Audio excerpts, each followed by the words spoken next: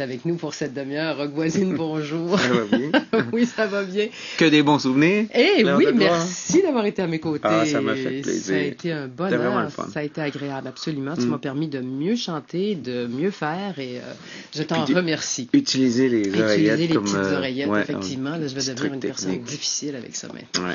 Alors, cher Rock, as-tu autant de plaisir, plus de plaisir, moins de plaisir à chanter aujourd'hui qu'il y a 20 ans? Alors, moi, j'ai beaucoup plus de plaisir à chanter aujourd'hui.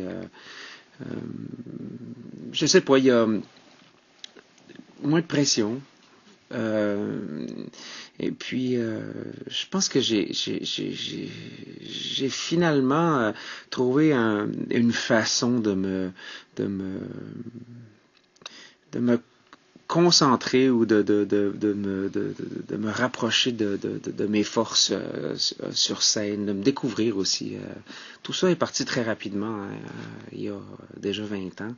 Rapidement, tu dis? Rapidement, ouais. Puis ça a passé à une vitesse aussi fulgurante. Ouais. Et puis, il a fallu que quelque part que je fasse mes classes, là, Ouais. autant à travers mon travail, là, puis à travers la façon de faire mon métier, tous les côtés techniques, mais aussi humainement, c'est-à-dire apprendre à connaître ce que je fais bien, ce que je fais moins bien, ce que j'aime faire, mais que finalement, soyons honnêtes, les gens aiment moins. Je pourrais pas faire ça je vais faire ça. Ça, je peux faire ça pour me faire plaisir. Ça, je peux faire ça pour faire mon métier, nourrir mes enfants. Ça, je peux faire un tour à un moment donné. Je pense que quand tu réussis en tout cas, un peu plus à mettre ça à sa place, que tu te regardes dans le miroir, puis disons que tu es mieux avec toi-même, puis tu fais ton métier beaucoup mieux, je pense, indépendamment du succès ou de l'insuccès.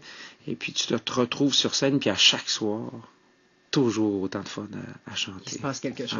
Ah, ouais. Rock, en fait, la scène, indirectement, tu l'as connue très, très jeune, parce que je disais en te présentant qu'une blessure a brisé ton grand rêve d'enfance, qui était le hockey. Ouais. C'était ta passion. Donc, compter des buts, puis être à l'avant-scène, c'était déjà quelque chose qui faisait partie de toi. C'est pas la même chose. Hein? Non, Le focus n'est pas sur toi autant que dans le métier, à moins de faire partie d'un groupe, par exemple. Mais ce que je voulais te demander sur le hockey, si on retourne des années en arrière, quand tu étais tout petit, tu ressentais quoi sur une patinoire? Qu'est-ce que ça t'apportait?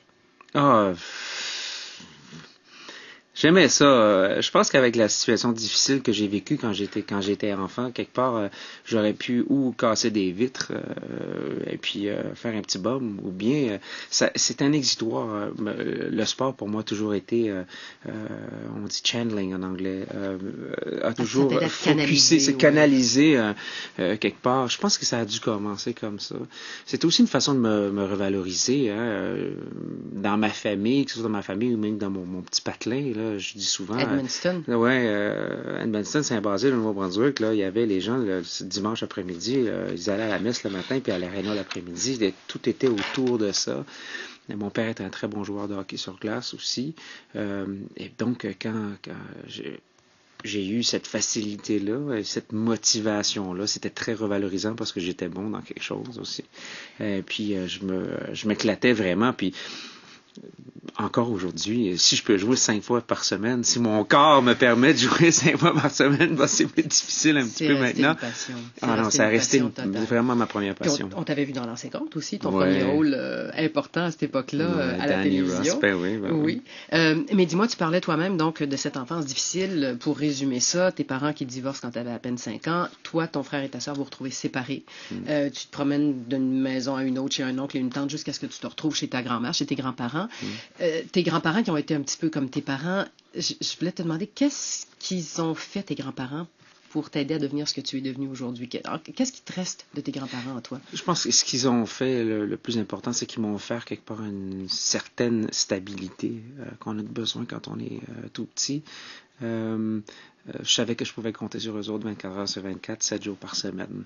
Au-delà du fait que, ils ont été bons pour moi, même si en quelque part, il y avait un peu un conflit de génération, parce qu'être élevé par ses grands-parents, à un moment donné, ça peut porter... ça peut créé certains problèmes, mais je pense que c'est plus tard dans la vie où ça peut arriver. Là, je pense à l'adolescence, ces choses-là, mais j'étais déjà parti à ce moment-là. Je pense que c'est ça. Ta grand-mère te pouvait. Ouais, ma grand-mère me berçait. Même quand les pieds touchaient à terre. Ouais, même quand les pieds me traînaient dans la terre. Tout le monde riait de moi, mais ça me dérangeait pas du tout. J'aimais ça me faire bercer par ma grand-mère. Mais je me suis fait bercer longtemps, jusqu'à temps que ce soit moi qui la berce parce que j'étais devenu trop grand, là. Mais ça, mon grand-père, sa force tranquille, c'est un monsieur qui était probablement dans le fond un peu timide, là, mais qui avait pas besoin de faire grand-chose, hein. Mon grand-père, tu sentais qu'il était là, puis quoi qu'il arrive, là, je pouvais compter sur lui. Fait que je pense que c'est vraiment ça qui m'a aidé beaucoup. On va s'arrêter le temps d'une pause. On revient dans quelques instants, mesdames et messieurs. Restez des là.